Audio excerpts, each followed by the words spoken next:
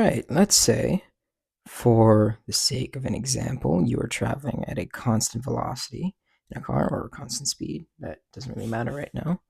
For the sake of putting a number to it, 50 kilometers an hour or 30 miles per hour. Doesn't matter. That's a very weird looking M. 50, 30 miles per hour. How do you go about determining your instantaneous speed at a specific point? Right? Not some interval over some period of time, like your speed or your velocity at one specific point, right? At a specific point. How do you go about determining that? Well, you might say, oh, why don't you just look down at your speedometer, right? It's a very weird looking speedometer, right? 50 kilometers an hour. Oh, it's pointing there. Yay, cool. But that doesn't determine an instantaneous rate of change, or that's an oxymoron, or an instantaneous speed. What the speedometers in our cars actually do is they measure some distance that you travel, d, or some delta d actually, and divide that by some change in time, or some, yeah. So 0.1 seconds, 0.001 seconds, doesn't matter, right? But your velocity is still going to be your change in distance over your change time, if you remember that from physics.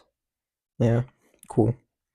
Right, so it doesn't actually go about finding that instantaneous rate of change, or whatever, that instantaneous speed.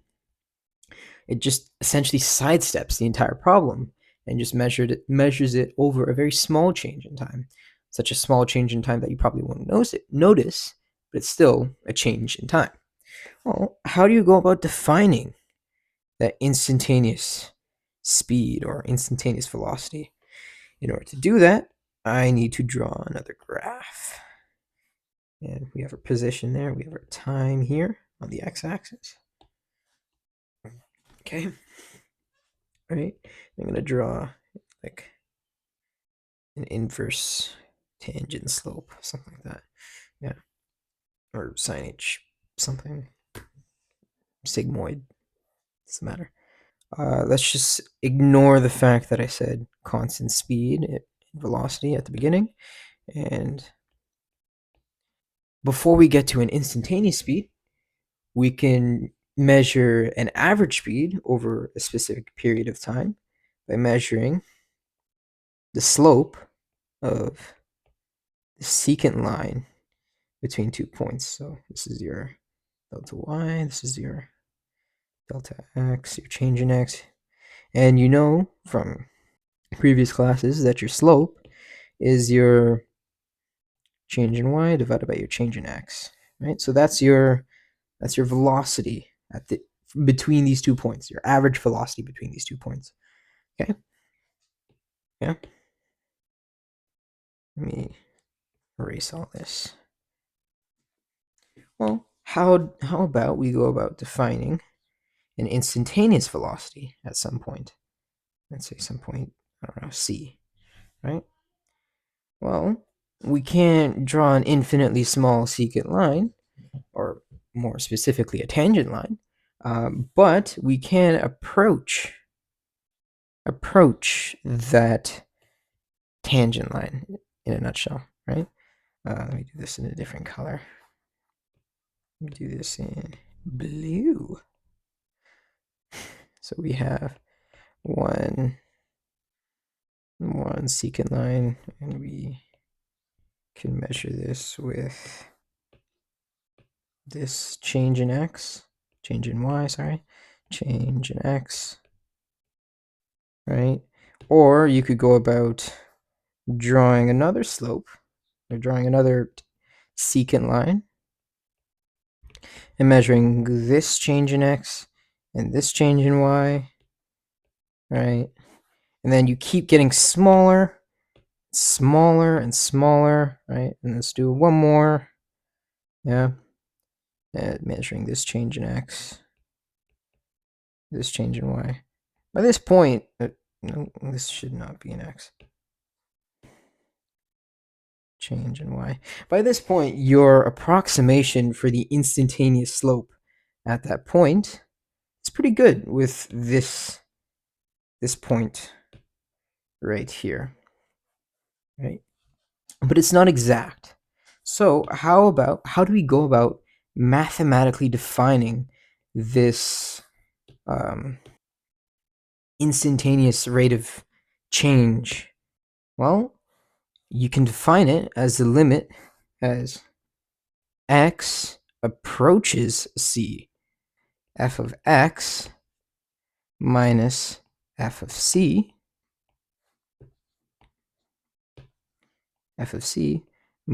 divided by your x minus c, right?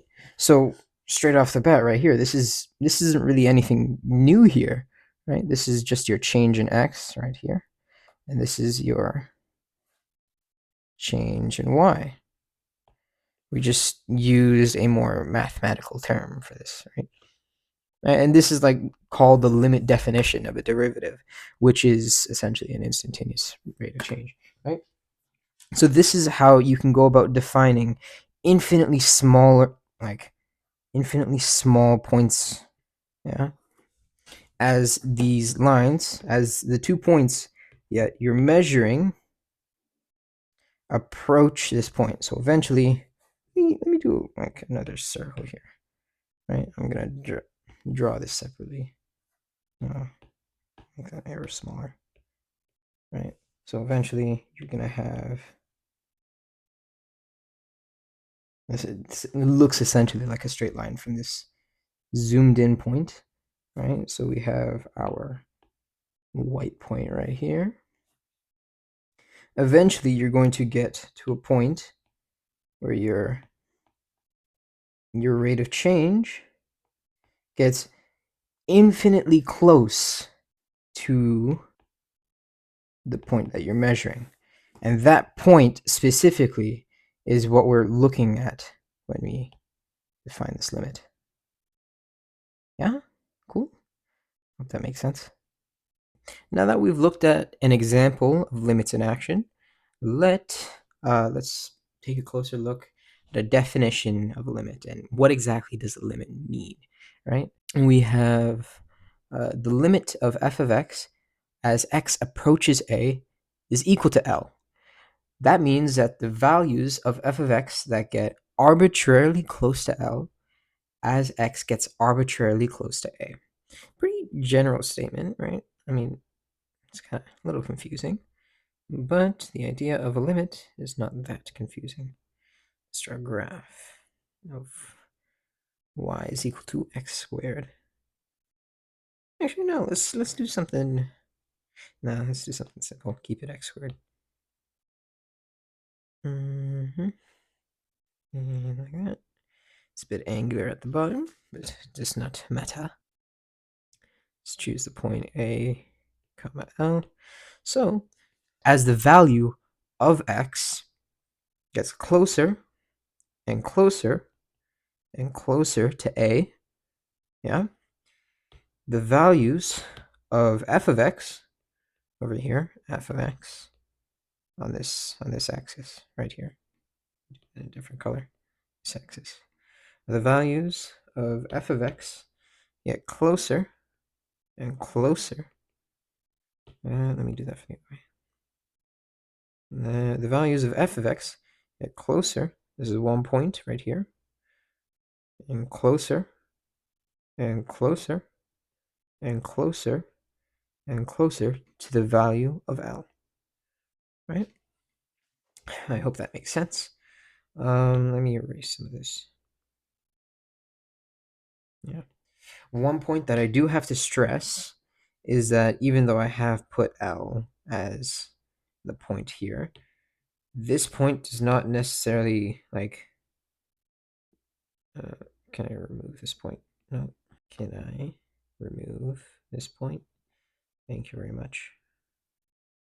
So while I do have this point right here, while I do have a defined point at a comma L doesn't necessarily have to be defined, right? It could just be a vacant hole right there. And this in particular is called a point discontinuity. We'll get into that more later, but yeah, I thought I should point that out. Yeah. Right. So this point does not have to be defined. Like f of L does not have to have like a specific value, right? It can be undefined. However, the limit as x approaches a of f of x can equal L, right? So this can be a piecewise function, right? It can be x squared for all values. It can be x squared for all values that are not equal to L, and I don't know, 999 for x is equal to L, right? And then this point would be like extremely far up. But yeah, you get the idea. I hope. Let me undo all of this. So it does not matter what the actual value is at that particular point. No, I did not. Okay. It does not matter what that particular value is at that point. What matters is the value that it is approaching. Okay. Yeah, and one other thing, in order for it to be a two-sided limit, a two-sided limit, for a two-sided limit, right, you need to have three things. You need to have three things. One, the left hand limit exists. So that's limit as x approaches a. This is like the notation for the left hand limit, which is also corresponding to this, right, as you approach it from the left hand side. The right hand limit and limit exist. Limit as x approaches a. Right, so that's this or this. Yeah, and they need to equal the same thing. Limit x approaches a, so which is equal to limit. Yeah. So the left hand limit and the right hand limit have to approach the same value in order for a two-sided limit to exist. Hope that makes sense. Cool. All right, let's get okay. No, don't do that. Let's get into some examples. Ooh. Okay. So we have f of x is equal to sine x over x. Ooh, cool. So if you evaluate sine of 0, you're gonna get equal to 1. And at the same time, you also notice that at x equals 0, sine of x is also undefined. That's kind of terrible handwriting, but yeah, it's undefined, right? But you can clearly tell that it approaches a value of 1, right? So how do we go about looking at that? Okay. So your left-hand limit, the limit as x approaches 0 from of f of x is equal to, well, it's equal to 1. The limit of x as x equals x approaches 0 on the right hand side of f(x) is equal to 1. So therefore, the limit as x approaches 0 of f of x is also equal to 1. It's undefined there, right? You can't divide by 0, right? But it's the limit as you approach 0 is equal to 1. I hope you can see that. Yep. Okay, now coming back to discontinuities. If we take a look at this type of discontinuity, you will see, right? Well, continuity is just the idea of it's a continuous. It's pretty self-explanatory. It's continuous over its domain. Well, this is not completely continuous over its domain because it has something called a point discontinuity. Yeah, you might also see this as a removable discontinuity sometimes. Yeah, where it's just like one point that is like up here. I don't know, just defined up here for some reason, and then we make this a piecewise function. I'm not going to draw that out. I'm lazy, but you get the idea. That's a point or removable discontinuity. That's one type of discontinuity. And we come here to another type, which is, shouldn't one of these parts be defined? No, it should not be defined because it is dividing by 0 right here, right? So you can't, if you plug in x is equal to 0. Actually, let me change my font again. No, not my font, my color. If we plug in x is equal to 0, you're going to get 0 because 0 divided by 0 is who knows what. Cool. Yeah. So for all points, besides from the point x equals 0, right? It's defined. Let's take the limit as x approaches 0. The limit x approaches 0 on the left side of g of x, right? Yeah. The limit as x approaches 0 of g of x is -1. The limit as x approaches 0 from the right side is +1. I don't need to write the positive, but you get the idea. And one other thing that we've noticed for our condition for a two-sided limit, the left-hand limit and the right-hand limit have to equal each other, but they do not in this case. So therefore, this limit as x approaches 0 does, forgot to write g of x up there. G of x does not exist. Bingo. I don't know why I said that, but okay. Yeah, okay. So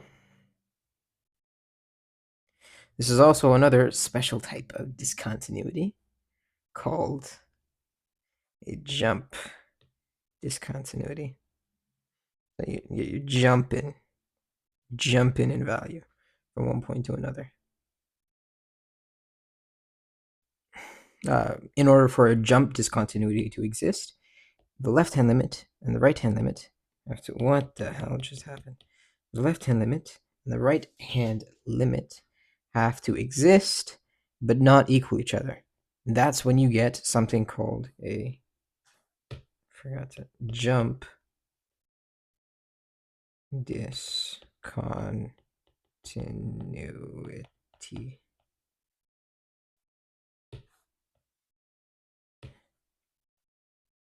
Right? Cool. It's because you're jumping from one point to another. It's a neat little thing about absolute value of x over x. Cool. And now we come to our final type of discontinuity in infinite discontinuity. Okay, so why is it called the infinite discontinuity? I mean, you could probably see that, considering it's going down to negative infinity. Let's work it out. So the limit as x approaches 0. I mean, it doesn't have to be 0. It could be any value, right? But I just chose 0 because it's easier to draw at the center of an axis. From the left side, equal to negative infinity, right? And the limit as x approaches 0 from the positive side of h of x is equal to positive infinity. This is called an infinite discontinuity. Cool.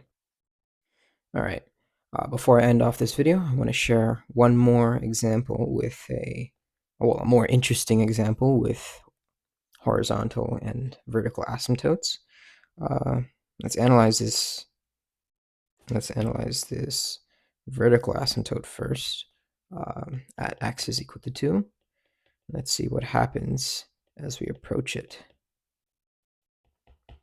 In order to evaluate this limit, you need to see what happens as you approach from the left-hand side and the right-hand side.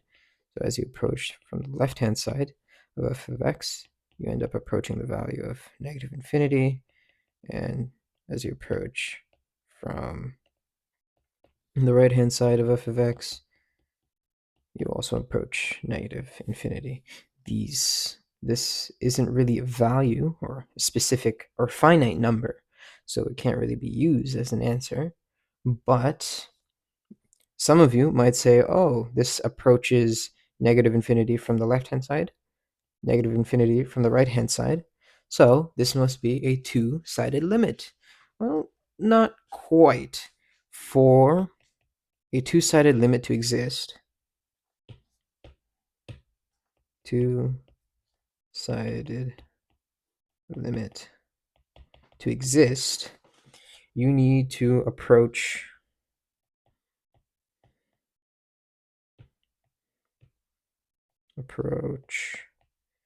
a finite value. You can approach infinity because that's not a number. I hope that makes sense.